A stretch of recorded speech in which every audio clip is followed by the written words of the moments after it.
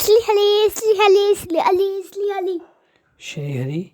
श्रीमद् भागवत जी के तीसरे स्कंद का 30वां अध्याय, विषयासक्त पुरुषों की अधोगति का वर्णन करना।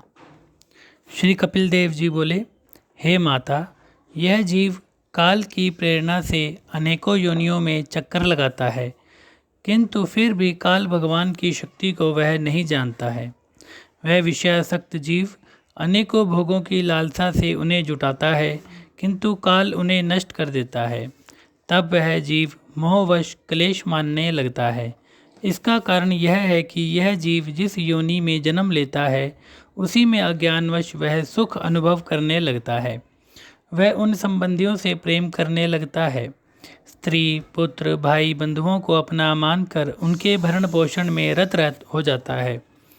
अनेक प्रकार के मनोरथ करता है, उनके पूर्ण करने का प्रयत्न करता है। यदि उसके इच्छित मनोरथ पूर्ण हो गए तो बहुत प्रसन्न हो जाता है, और यदि पूर्ण ना हुए तो वह दुखी होने लगता है। वह प्राणी भोग आदि में लीन रहकर विषयों में आसक्त हो जाता है। उन स्वार्थी नरक में ले जाने वाले स्त्री, पुत्र आदि को अपना मान बैठता है। उनके पालन पोषण के हेतु अनेक प्रकार के पाप करता है, झूठ बोलता है, चोरी करता है, छल कपट से संसार को ठगता है और अपने लिए पाप की गठरी तैयार करता है।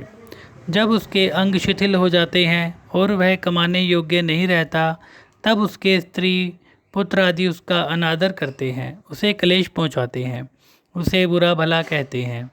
बूढ़े बैल की भांति उसे घर से बाहर निकाल देते हैं। उसकी वृद्धावस्था होने के कारण वह पुरुषार्थहीन हो जाता है। तब दूसरों के टुकड़े खाकर अपमान सहता है और कुत्ते की भांति अपने शेष जीवन को व्यतीत करता है। मृत्यु के समय कफ से कंठ रुद्ध जाता है। शोक से व्याकुल स्त्री पुत्र आदि से घिरकर मृत्यु के दबा लेने से बोल भी नहीं सकता है।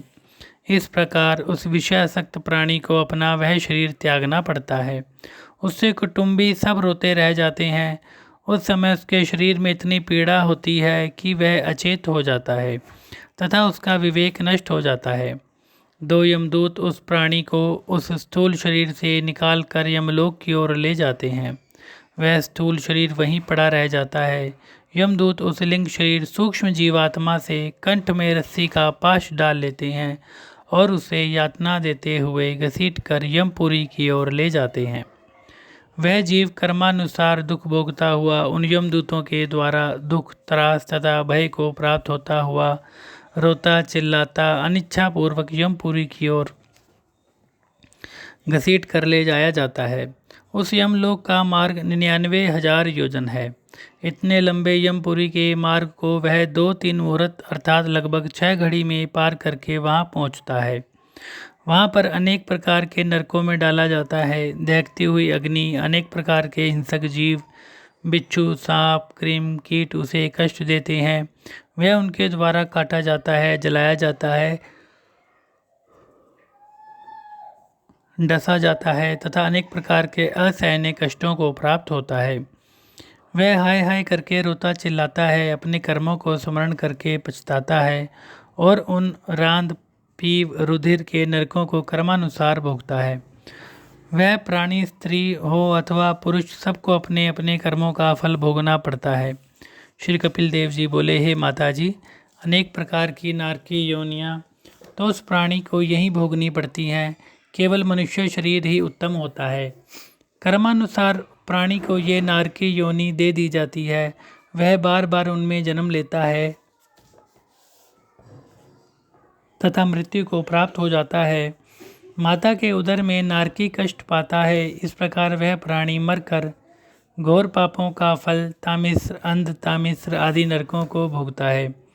जब उन नरकों के भोगने से उसके पाप कुछ कम हो जाते हैं, तब कुकर, सूकर, कोटक, क्रिम आदि का जन्म लेता है और इनकी योनियों में पड़कर असहनीय कष्ट भोगता है। जब इस प्रकार उसके सारे पाप नष्ट होकर उसका मल दूर हो जाता है और शुद्ध हो जाता है, तब उस प्राणी को मनुष्य योनि प्राप्त होती है। इति श्री 30वां अध्याय।